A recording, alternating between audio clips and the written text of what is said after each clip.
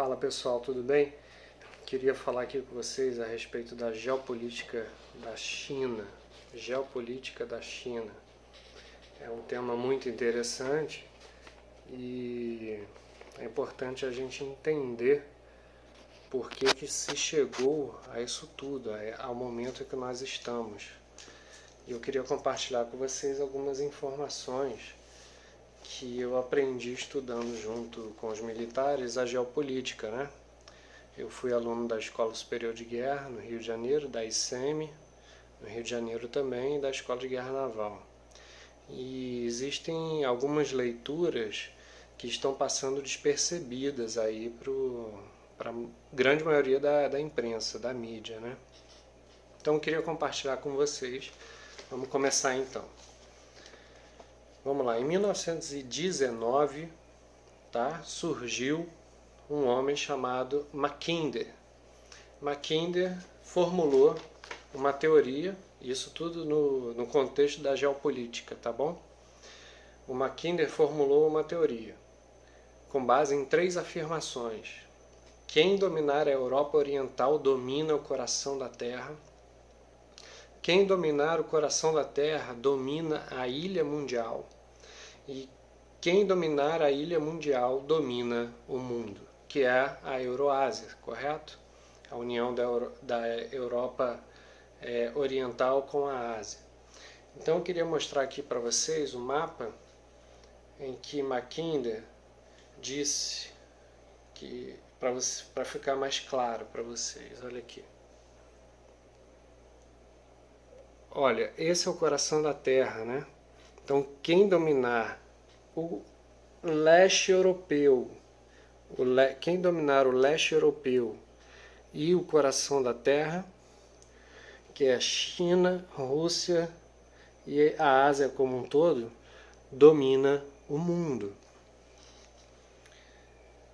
E isso explica, essa teoria de Mackinder, muito dos conflitos mundiais que aconteceram ali e das expansões de poder que existiram ali, né? Desde a Primeira Guerra Mundial até a Segunda, até os grandes exercícios militares, se você parar para pensar, são todos realizados ali naquele entorno, porque o coração da Terra, você consegue acesso a praticamente os principais mares do planeta e também a recursos naturais, como gás, petróleo, né? Então ele é geograficamente estratégico, o coração da Terra.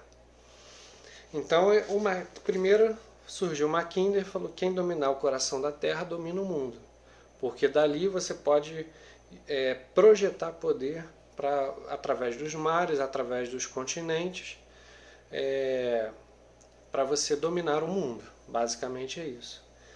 Depois surgiu um homem chamado Spikeman e ele diz o seguinte: olha, não é mais quem domina o coração da Terra que domina o mundo, mas é quem nega o uso do mar ao coração da Terra. Porque poder naval não é você ter necessariamente o melhor navio de guerra, melhor tecnologia naval, o navio mais poderoso para destruir o inimigo. Não necessariamente. Mas ele é, sim, uma negação do uso do mar ao seu inimigo. Então, o Spikeman disse que o poder naval como negação do mar, cercando o coração da Terra, que haveria de dominar o mundo. Então aqui está a teoria de Spikeman, onde ele diz que cercando com o poder naval o coração do mundo, você consegue, aqui também, você consegue dominar o mundo. Quer dizer, é você colocar a negação do uso do mar para o coração do mundo. Para que esse coração, quem domina o coração do mundo, não tenha acesso fácil aos oceanos que existem ao redor do coração da Terra, da Euroásia, né?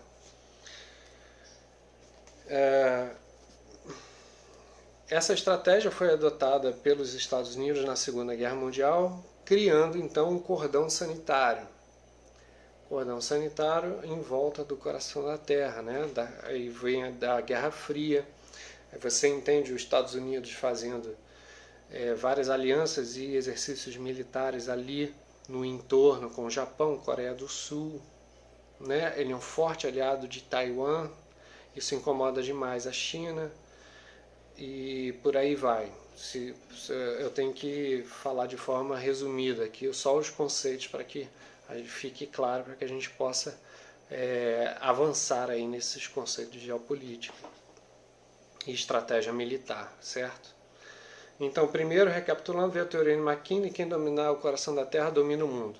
Depois veio a teoria de Spikeman, adotada pelos Estados Unidos: não é quem dominar o coração da Terra, mas é quem negar o uso do mar ao coração da Terra domina o mundo.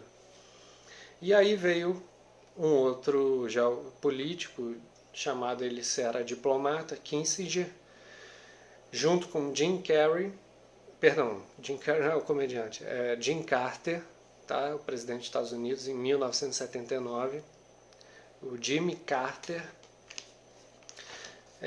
com a seguinte estratégia de inserir a China no comércio mundial, abrindo a China para as transações internacionais do comércio exterior, porque antes ela estava passando por uma revolução comunista, ela estava fechada em si mesma, ela estava enclausurada sobre um regime ditatorial comunista.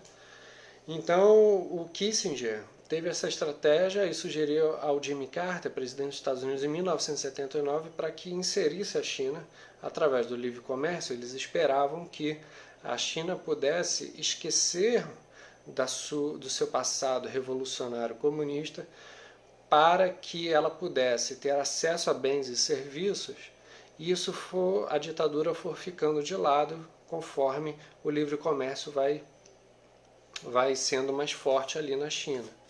Só que aconteceu o contrário, o feitiço virou contra o feiticeiro, porque na verdade eles fizeram acordo com um tal de Deng Xiaoping, que disse uma frase fantástica. Na verdade, o Deng Xiaoping, foi general de Mao Tse-tung, foi revolucionário junto com Mao Tse-tung, era um comunista de carteirinha. Ele chega ao poder da China após Mao Tse-tung e ele diz o seguinte: não importa se um gato é preto ou branco, contanto que ele casse ratos.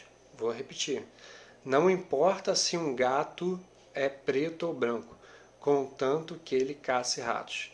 Quer dizer, a China usou o livre comércio oferecido pelos Estados Unidos, inserindo no contexto global, para expansão de poder.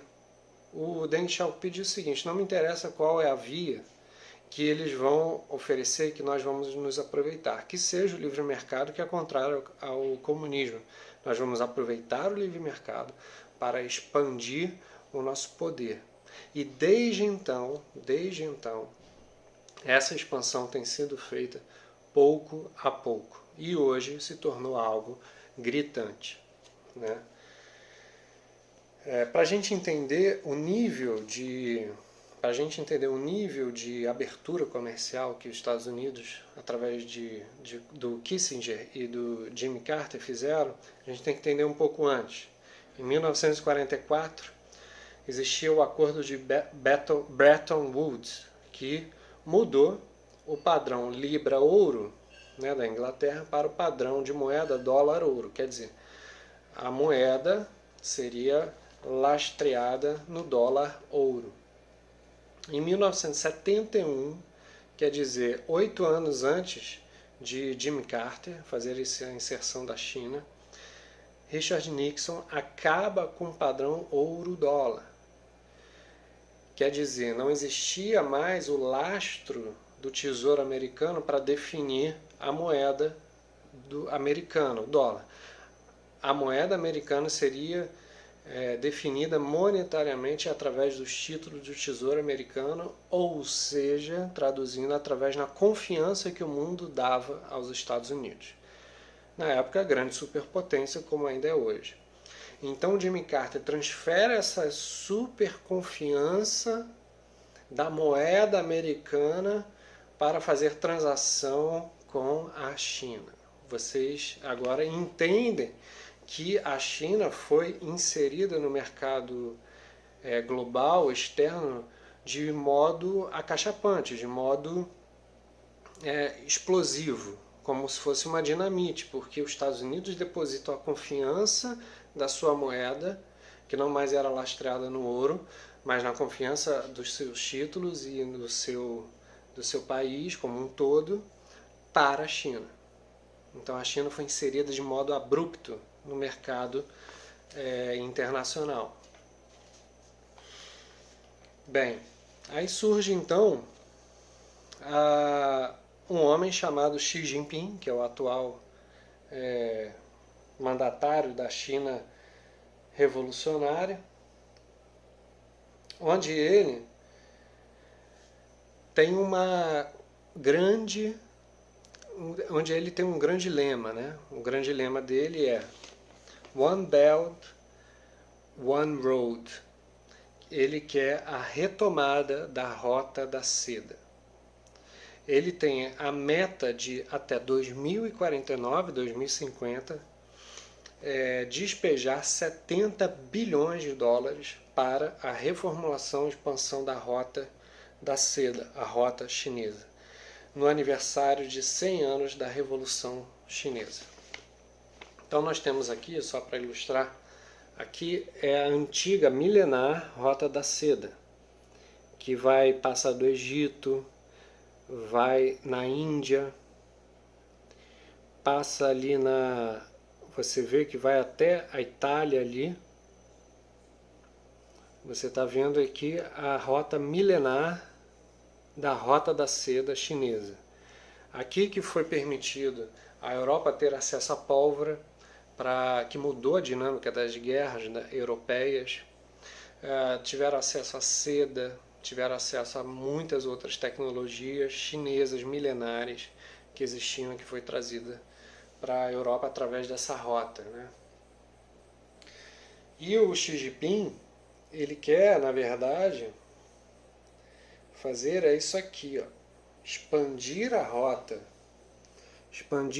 da seda, chegando na Europa inteira, na Ásia inteira e agora sim no mundo inteiro. Por que eu digo no mundo inteiro? Porque a meta da China é reformular e expandir a Rota da Seda. Até 2050 eles vão gastar 70 bilhões de dólares para a expansão dessa rota. E eles apenas não querem expandir através do comércio, muito pelo contrário, nós estamos vivendo uma era digital. Eles têm uma ferramenta fantástica que é chamada 5G. E a tecnologia 5G, ela permite a expansão, projeção de poder da China sem precisar ter um custo alto. Por quê? Ela pode apenas através da tecnologia, há suspeitas de que a tecnologia 5G ela possa espionar cidadãos em favor da Huawei, da empresa chinesa. Porque, para vocês entenderem, não existe empresa chinesa livre, mercado, livre de pressões políticas. Toda empresa chinesa responde diretamente ao Partido Comunista da China. Isso é líquido e pacífico. Então eles pretendem, através do 5G, expandir a Rota da Seda para além da Rota da Seda, através da tecnologia 5G, para espionar informações governamentais, espionar cidadãos e por aí vai. Eles pretendem também comprar infraestrutura barata, eles pretendem comprar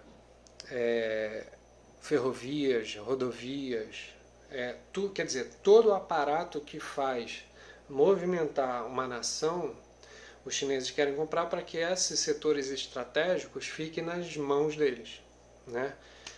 E olha que interessante, um dado interessante aqui. A epidemia começou em Wuhan, né? A cidade de Wuhan, perdão, cidade de Wuhan. E ela também se expandiu gravemente lá na cidade de Milão, na Itália. O que você lembra quando fala a palavra Milão na Itália? Moda, certo? Moda, tecido, marcas de glamour. E a cidade de Wuhan também é, na China, a cidade da moda. Então, quer dizer, muitos chineses foram para Milão nesse intercâmbio comercial, compraram grandes marcas e a epidemia teve 2 epicentros, né? A cidade de Wuhan e Milão. Aqui está um grande exemplo dessa expansão da Rota da Seda, literalmente, né? Já que se trata de moda, de tecido. Só que é o seguinte, gente. Houve um homem que chegou para interromper esses planos aí do Xi Jinping de restaurar a Rota da Seda, né? One Belt, One Road. Esse homem chama-se Donald Trump. Donald Trump começou então a fazer uma guerra comercial taxando a China, porque ele entendeu a geopolítica da China, não é apenas de livre comércio, não é apenas de liberalismo econômico, mas é uma projeção e expansão de poder. Então ele usou o mesmo instrumento que eles usaram para serem inseridos no mundo, que foi o livre mercado. Então Donald Trump começou a taxar a China na guerra comercial. E para você ter ideia, essa estratégia surtiu tão efeito que a China ela tinha uma meta de crescer em 2019 de 6,5% a 6,9% do PIB, né, de crescimento. Só que ela cresceu apenas 6,1%, que é o pior crescimento desde 1990, certo? Então, assim, a China encontrou um grande opositor de suas expansões político-militares, digamos assim, de expansões de poder. Então ela teve o crescimento interrompido pela guerra comercial do Trump, que fez com que ela tivesse um crescimento do PIB pior desde a época de 1990. Né? Então surtiu efeito essa guerra comercial. Muitos criticavam, não, isso é protecionismo, isso não pode, os Estados Unidos tem que ser aberto ao liberalismo econômico, tudo bem, mas existe um jogo por debaixo dos panos muito sujo. E Donald Trump sacou isso e usou essa mesma estratégia que eles usaram para serem inseridos no mundo que foi o livre mercado, né? Que foi essa troca comercial. Só que agora ele taxando a China, né? Então, eu vejo que o mundo ele tem 2 caminhos a seguir a partir de então. Eu não posso dizer que o vírus foi criado pela China como arma biológica. Não é isso que eu estou querendo afirmar, até porque eu não tenho conhecimento genético, biológico, de medicina para afirmar isso.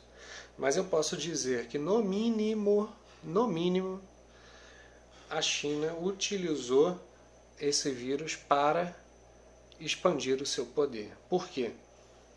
No momento em que ela esconde informações, no momento em que ela esconde a divulgação dessa pandemia, ela permite com que todo o resto do mundo, até do coração da Terra e em volta, seja infectado, para que suas produções caiam, o PIB mundial é previsto em todos os países desacelerou, e ela consegue imediatamente reverter isso, ela consegue, a duras penas, a sacrifício de vidas, a sacrifício de vidas humanas, ela consegue então sair da pandemia e abrir e expandir toda a sua indústria. Há dias, assim, há coisas, a coisa muito estranha realmente. O que eu quero dizer com isso é que ela agora pode barganhar com, já que ela tem toda a produção mundial de pátio de fábrica, de medicamentos, os maiores medicamentos, insumos de medicamentos do mundo vêm da China. Empresas americanas, Apple, montadoras, tem plantas industriais na China. Então ela pode... O mundo está na mão da China, um mundo muito dependente da produção e da mão de obra da China, né? Então ela pode, através dessa barganha, dizer o seguinte: olha, eu não vou mandar máscara para vocês se vocês não aderirem ao 5G, por exemplo. É exatamente isso que ela fez agora. Ela fez isso. Olha, eu não vou dar máscara, vocês podem pedir compra aí, pedido de compra de máscara, eu não vou dar máscara enquanto vocês não aceitarem o 5G. Isso foi noticiado, né?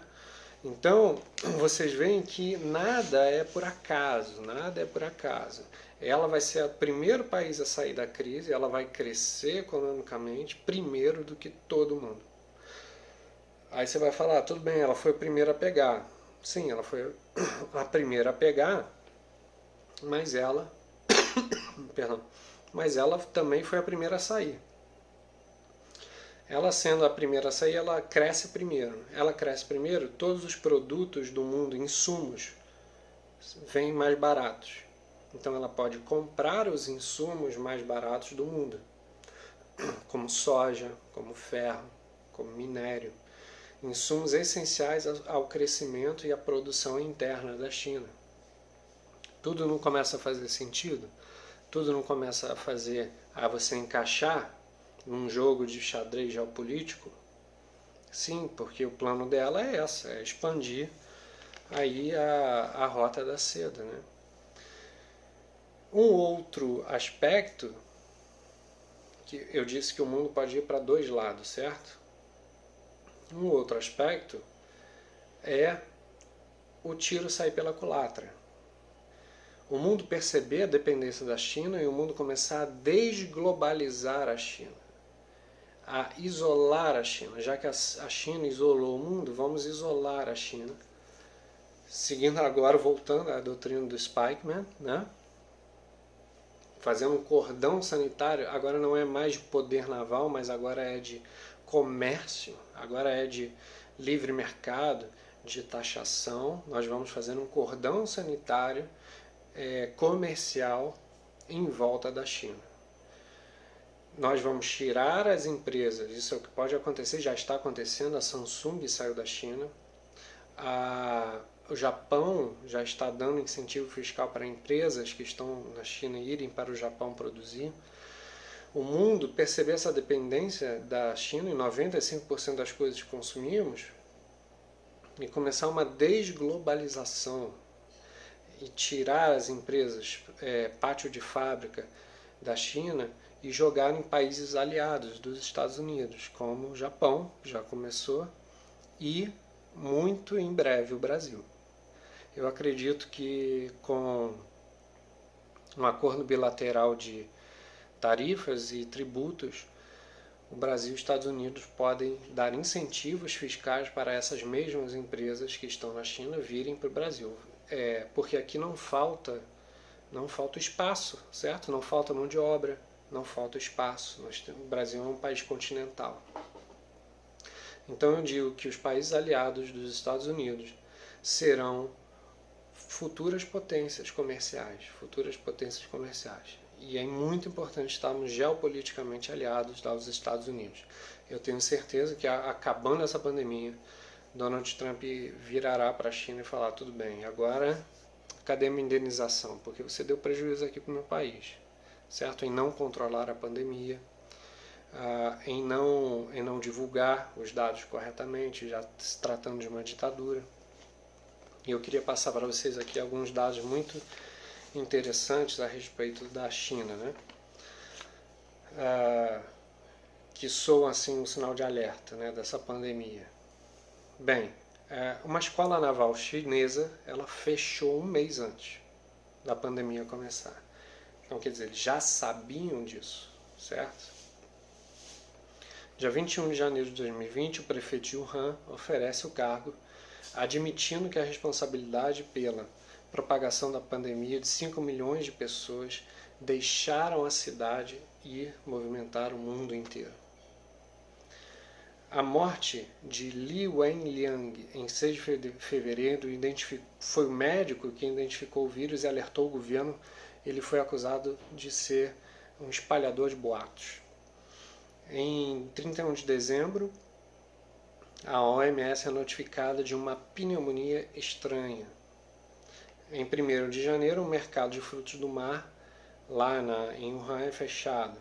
Em 5 de janeiro, médicos descartam a SARS e descobrem o corona e é relatado a primeira morte. Em 13 de janeiro, o primeiro caso fora da China foi na Tailândia.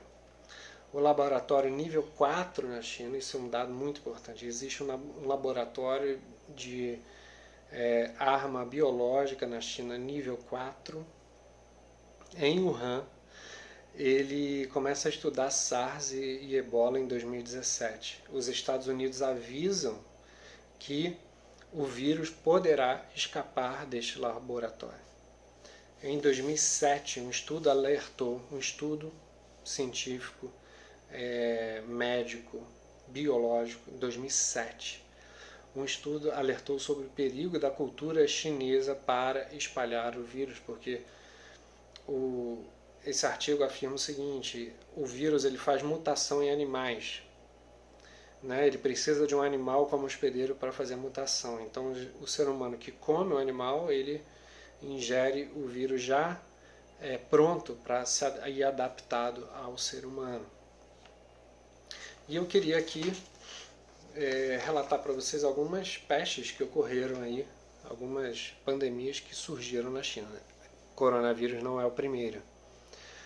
A peste negra, né, que matou milhões de pessoas na Europa, foi oriunda da China e foi usada também como arma de guerra. Foi usada também como arma de guerra, lançando corpos pestilentos para dentro de muralhas. A SARS, em 2003, originou da China. A gripe aviária, em 1997, originou-se na China. Em 1957 existiu uma gripe asiática também. E em 1968, uma gripe em Hong Kong se originou também na China. A única pandemia recente que não se originou na China foi a gripe suína, que se originou no México. Muito bem, espero ter contribuído aí para vocês, espero ter aberto a mente para esses temas geopolíticos, para esses temas tão importantes para a nossa convivência. Eu acho que o mundo vai mudar muito para esses dois caminhos, ou um caminho ditatorial de controle de cidadão, de expansão da China através de 5G na Europa, na América, em todos os países, e vai impor um sistema de crédito, né, do cidadão. O cidadão critica muito, vai ter pouco crédito. O cidadão que não critica muito vai ter muito crédito, que é o que já está implementado na China. Eles vão expandir esse modo de viver do Partido Comunista Chinês ao mundo, ou nós vamos viver dias melhores, porque nós não podemos depender 95% de tudo que consumimos de um único país, de medicamentos, e não podemos permitir também que setores estratégicos do mundo, de nações, sejam vendidas a preço de banana aí para a China. Tá bom, galera? Um grande abraço, fiquem com Deus.